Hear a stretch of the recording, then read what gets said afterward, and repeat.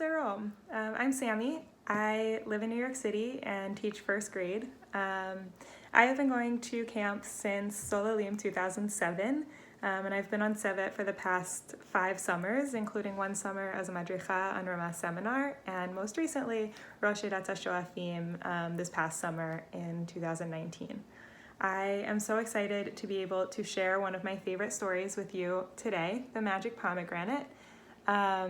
This is one of my favorite stories to read with my students because I think it prompts some really amazing questions and conversations about the gifts that we give and receive, the blessings in our lives, and relationships among brothers and friends and just all of the people in our lives. So I hope that as you listen to this story, you engage in conversation with some of the people around you, and that you feel all of the light and love from Ramah Darom via my apartment in New York City, coming into your year-round homes, and just reminding you that Ramah is year-round. It's more than just a place. It's the people and the feeling that we all share, no matter where we are in the world or what season it is. So I can't wait to share this with you, and I hope that you share your thoughts and reflections on the story with me as well. The Magic Pomegranate. Once, very long ago, there were 3 brothers who loved adventure. One day, they decided to go on a journey, each one to a different country. They agreed to meet again 10 years later. Each brother was to bring back an unusual gift.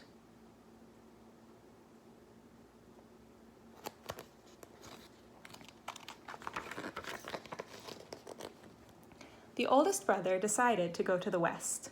When he arrived in a certain town, he saw many fascinating things: magicians, dancers, jugglers, and acrobats. Marvelous sights whirled all around him.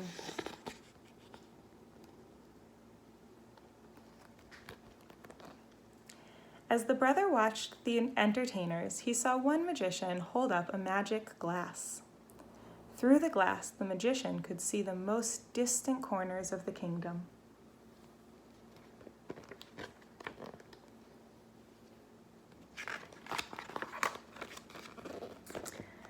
Ah, thought the oldest brother, I would like to have that glass. It would certainly be an unusual object to share with my brothers. He asked the magician, "Tell me, how much is that glass? I should like to buy it from you." At first, the magician would not part with his magic glass, but after much pleading by the brother and much bargaining by the magician, they agreed upon a price. The glass now belonged to the oldest brother.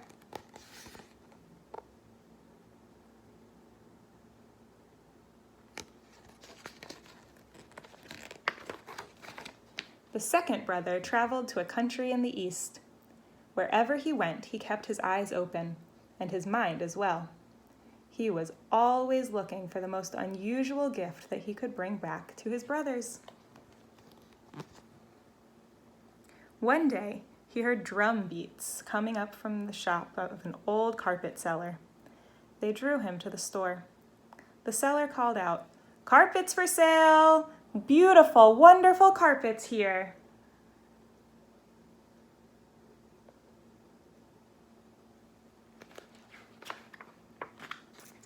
The brother stopped to examine the seller's goods. Suddenly, he saw one carpet at the bottom of the pile begin to move. It seemed to be moving by itself. "What kind of carpet is this one?" he asked, pointing to the bottom one. The old merchant motioned for the brother to bend down.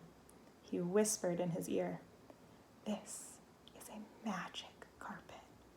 Buy it and it will take you anywhere you want to go, and quickly too."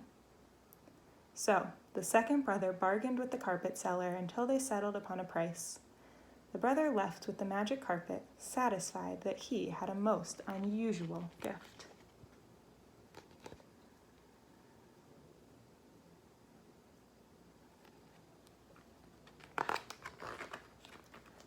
The youngest brother went to the south. He traveled far and wide through the countryside. He searched for something special to bring back to his brothers. This country in the south had many lush and famous forests. One day, the youngest brother came upon a grove of trees. All at once, he noticed something strange.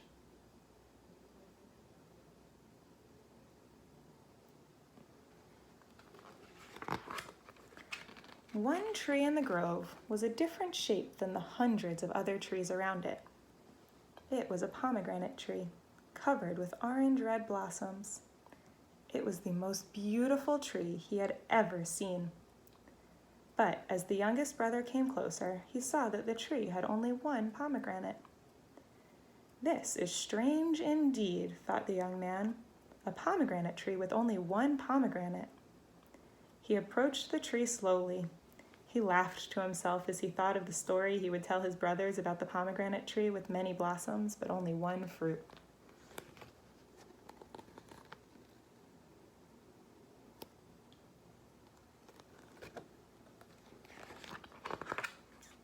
Full of wonder, the youngest brother reached for the beautiful pomegranate.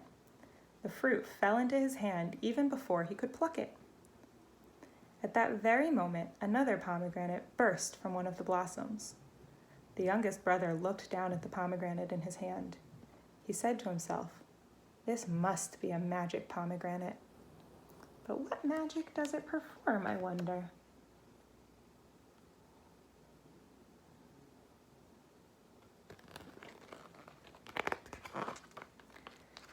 The youngest brother gazed at the pomegranate. He marveled at its beauty.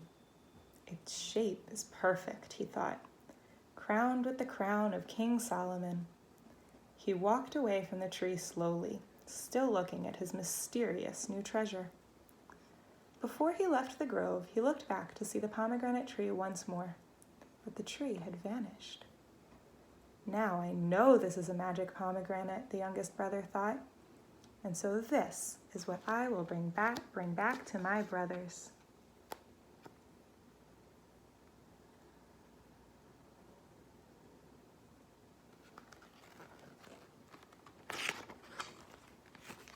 "10 years passed.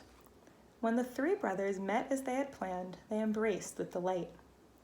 Eagerly, they showed one another the unusual objects they had brought back from their journeys. The oldest brother said, "Let me look through my glass and see what I can see." But when he held up the glass, he saw a troubling scene. In a far-off kingdom, a young princess lay ill, near death. "Brothers," the oldest brother cried, "we must help her."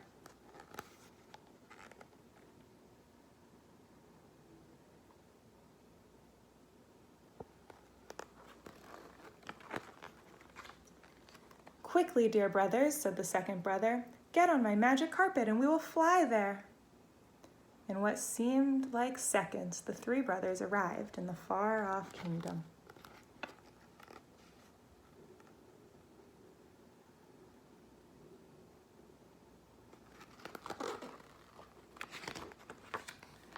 In the royal palace of the kingdom, the king was grief-stricken. He had sent for every doctor in the country to cure his daughter, but they had all failed. It seemed there was no hope left for the princess. The king finally sent a messenger throughout the country. The messenger carried the king's words, "Whoever can save my daughter, the princess, will have her hand in marriage and half the kingdom."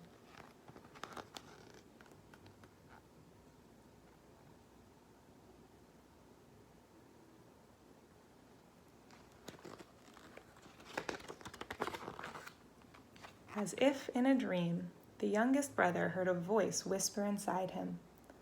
"The pomegranate," it urged. "The magic pomegranate." The youngest brother stepped forward. He asked the king, "May I try to cure the princess?" Desperate with grief, the king agreed. He led the young man to the princess's chambers.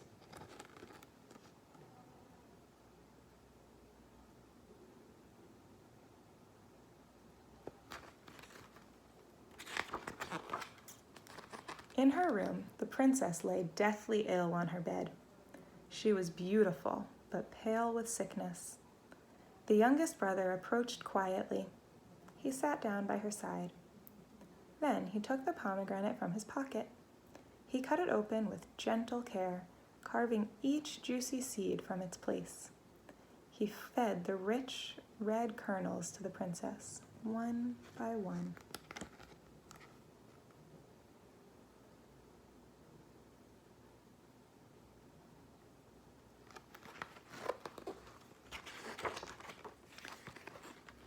In a few moments, the princess felt stronger. The color returned to her cheeks. Soon she sat up in her bed, fully restored to health. The king was overjoyed. He hugged his daughter tightly. Turning to the three young men, he said, "The man who saved my daughter will marry her." The three brothers began to quarrel. Each claimed to be the one who should marry the princess. The oldest brother said, "If it were not for my magic glass, we would never have known that the princess was ill. I deserve to marry the princess."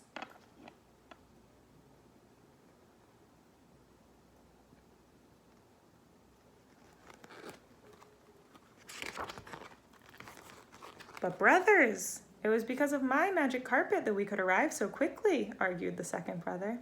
"Otherwise, the princess would surely have died. I deserve to marry the princess."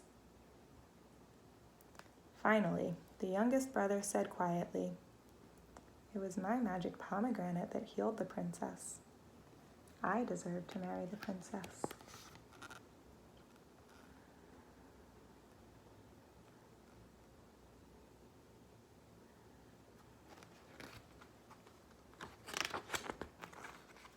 The three brothers could not agree on which one of them should marry the princess, so the king tried to decide. He looked at the three young men. He looked from one to the next, and then the next. Each was clever. Each was handsome. The king could not decide who deserved to marry his daughter. At last, the king turned to the princess.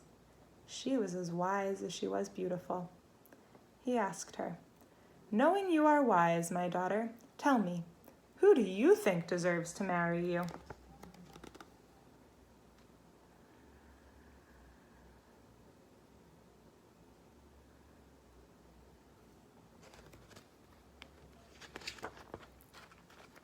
The princess answered simply, "I will ask each of them a question."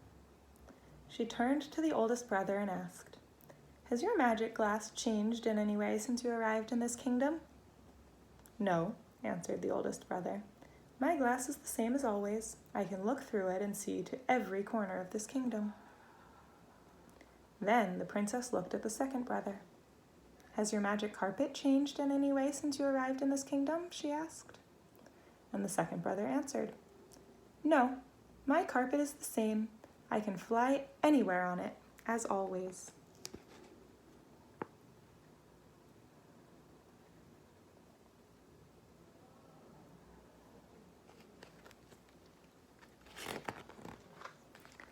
Finally, the princess turned to the youngest brother.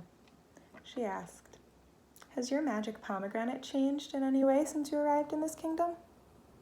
And the youngest brother answered, "Yes, princess. My magic pomegranate is no longer whole, for I gave you part of it."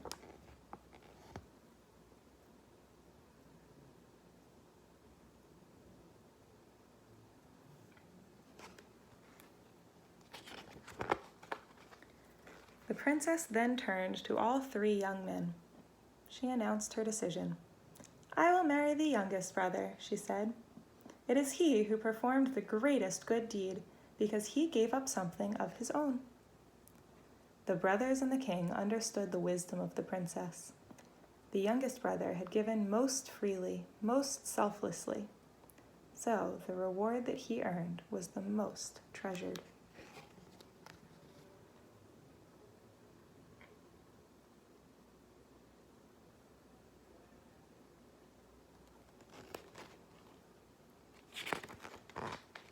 The king was delighted.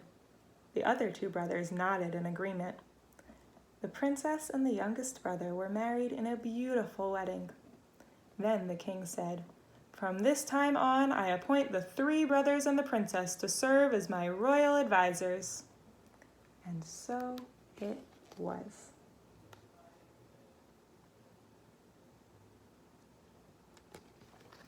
The end. I hope you enjoyed. Have a wonderful rest of your day, and sending lots and lots of love from me and all of Ramah Darom. Bye.